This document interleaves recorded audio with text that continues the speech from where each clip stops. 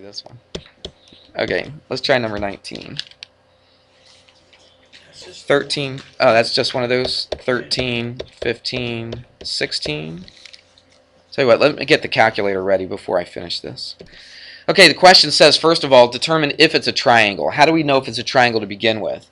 We take the two smaller sides, 13 and 15, you add them up. What do you get when you add those up? 28. Is 28 larger than 16? Yes, it is. So, first part of this is yes, it is a triangle. It's a weird why, okay? So, yes, it is a triangle.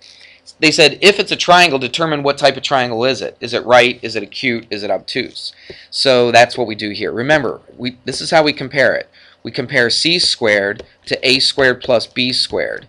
If it's equal, what kind of a triangle is it? It's right. If it's greater than, then it's obtuse. If it's less than, then it's acute. All right, you follow me on that? So that's what we're going to do here. So let me get rid of these. So that's what we're doing. We're comparing and seeing what c squared is. Now, what does c represent? Which one is c? The 13, the 15, or the 16? 16. It's always the longest one. Some people say, well, it's always the hypotenuse. Well, it's only the hypotenuse if it's what kind of a triangle? A right triangle. You only have a hypotenuse when you have a right triangle. So we don't know it's a hypotenuse just yet, do we? So what do? We just go 16 squared.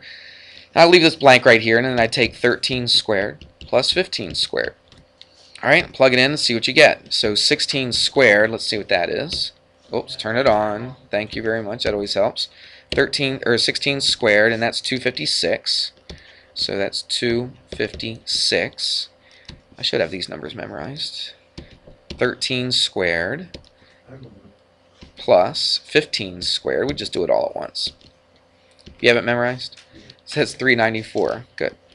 394. Well, what is 256 to 394? It's what? It's less than. So if it's less than, what kind of a triangle is it? It's an acute triangle. I showed my work. It says justify your answer. That's what I'm doing when I'm justifying my answer. It's easy as that. No big deal. Okay? If this was greater than, if this longest side squared was greater than, then it would be obtuse. If it was equal, then it would be a right. Got it? Okay. Well, that was easy. 21. Let's change colors here. 21. Let's see what that one looks like. Ah, another word problem. Okay, here we go. South and east get around. Directly across the lake. Alrighty. It says Alexi walks 27 meters south and 38 to the east. Alright, so let's draw that out. So south would be going down, correct? And 38, that's 27. And then she goes east for 38. So it's going to be a little bit longer than the 27. So that's not too bad. It says, how many meters to the nearest tenth did Lexi's sister save by swimming? So here's the lake right here. So what did they do? They went down this path this way. They went this way because this is the lake. You with me on that? Well, it's supposed to touch right here. You get the idea. But so what happens? The sister says, you know what? I'm not going to walk this way and this way. I'm a pretty good swimmer. I could probably get there a lot more directly instead of going way around, so I'm just going to go directly from here to here. That's all there is to it. So it's a right triangle, and then you just want to find that distance right there. So what are you going to use to find that distance? Because that's south and that's east, so you know south and east are perpendicular to each other. So Pythagorean theorem, and you're good to go. Do I even have to put the numbers in there? No, I don't think so. You can do it. 27 squared, 38 squared, add them up, take the square root, boom, there's your number right there. All right? Because I said I was going to give you some time to work in class on some stuff, so I want to try to do that for you. So now 22 and then 24. What color? Let's go green. 22. All right, here's a right triangle. Let's draw that thing out. We got this. We got this. All right, that's pretty close. And what do we got? X and Y right here. And 60. And that length is 15. All right, so look, you got a right triangle. And you got a 60-degree angle. What's this angle right here going to be? It's going to be 30. Do you remember the relationship between these? Let's write them down. We're reviewing, right? That's why we're going over this. So let's write the relationships down. 30, 60, 90. We have a short side, we got a long side, we got a hypotenuse. Correct? So I think the easiest one is the hypotenuse. The hypotenuse, what's the relationship between the hypotenuse and the what? The short side, right. It's twice. That's right. So the hypotenuse is twice the short side. Which one is the hypotenuse here? Which letter? Y is, okay? So that's pretty easy. What about the next one, the longer side? So the long side is how much of the short side? Square root of 3. That's right. I don't know. How do you remember square root of 3? Well, 2 is the same thing as what? Square root of 4, isn't it? Square root of 3, I think, this is how I think of it, I don't know. Square root of 3 is just a little bit less than the square root of 4. Agreed? Square root of 4, square root of 3. Alright, so the long side is just a little bit smaller. This one right here is just a little bit smaller than the hypotenuse. So I don't know. Does that ever help anybody to think square root of 3? No? I don't know. Helps me. That's okay. Let's do this. What do we know? We know the what? What side is that one? How do you know it's the long side? Just because it looks longer than the x? Because what? It's opposite the 60. That's right. Okay, if it's opposite the 60, that's the longer side. X is opposite the 30. That means it's the shorter side. Everybody got that? So what can we do here? Does that mean that x is 7.5? I don't know. Is it? Is the short side half the long side? Is that what it says? No. Look at this. I got a longer side, and I'm trying to find the short side. Okay. Could I find the hypotenuse directly from knowing the 15? Not really, not directly. Okay, but I can find the short side. So let's use this one. Why? Because they give me a long side, which is 15, right? And you're trying to find the short side. So square root of 3 times the short side, which is x. So, simple as that. How do we get x by itself? Divide by square root of 3. Yeah, I don't like to leave it like that, remember?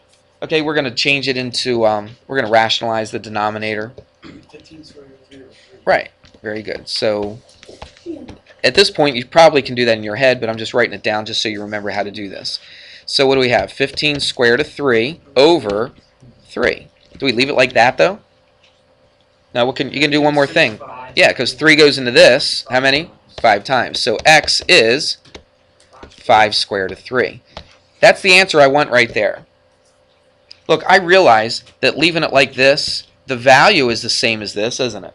All right? But I'm just trying to teach you because I know some teachers are going to be really picky on it. Again, I've talked to Mr. Jackson about it, and he's like, well, you know, when you get up into higher math and stuff, sometimes they don't really care because you're going to just basically put that into a calculator anyway and get a decimal answer anyway. But I just want to prepare you because there will be some teachers, whether it's in upper level high school or it's in college or whatever, that they will ask you to rationalize the denominator. So I want to at least give that skill to you so that you're able to do that if a teacher, you know, makes you do that. So anyway, there you go. Do you ever encounter that much with like roots on the bottom? Our answers are usually like so complicated. Right. Yeah. Because and she's absolutely right that I mean, this is a pretty simple answer compared to what you're going to see later on.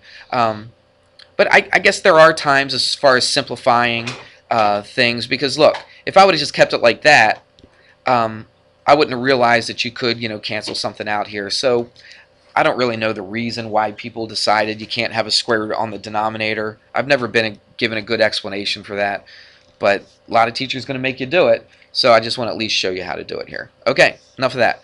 Let's do this side right here. So x is 5 square root of 3. What is y? Y is the hypotenuse, and it's twice the short side. Well, we just found the short side, didn't we? This is the short side right here, and the hypotenuse is what of this? You can do that real easy. So y is what? Twice the short side. So 2 times 5 square root of 3. So it's 10 square root of 3. So that's how you get y. Make sense? That's probably, out of all these 30, 60, 90 triangle things as far as the sides, that's probably the most difficult out of all of them, is when they give you the long side. All right, because you got to divide by the square root of 3. Every other situation, if they gave you the short side, that's probably the easiest, because all you got to do is just double it to get the hypotenuse, stick a square root of 3 next to it to get the long side. Okay? If they told you the hypotenuse, that's pretty easy too, because if they told you the hypotenuse, all you got to do is divide it by 2 to get the short side, right? And then take that short side, multiply it by square root of 3 to get the long side. So this is probably the most difficult out of these type of problems. If you can do this one, the rest should be pretty easy. All right, one more. 24, right? What haven't I used? Let's use this orange. Alright, 24. Let's see, 24. Where are you? Another word problem. Okay. Designing climbing wall a little bro. Swing set, if he starts building 5 feet out from the existing structure, he wants to have it. Let's see.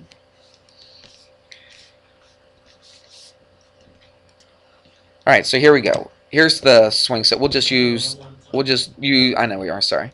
I'll just use this line to represent like the side of the swing set, I guess. I mean, they don't say it's vertical, but I guess you got to make a little bit of assumption about it. And he builds an existing structure 5 feet extended from it. Okay, so we'll call that the 5 feet.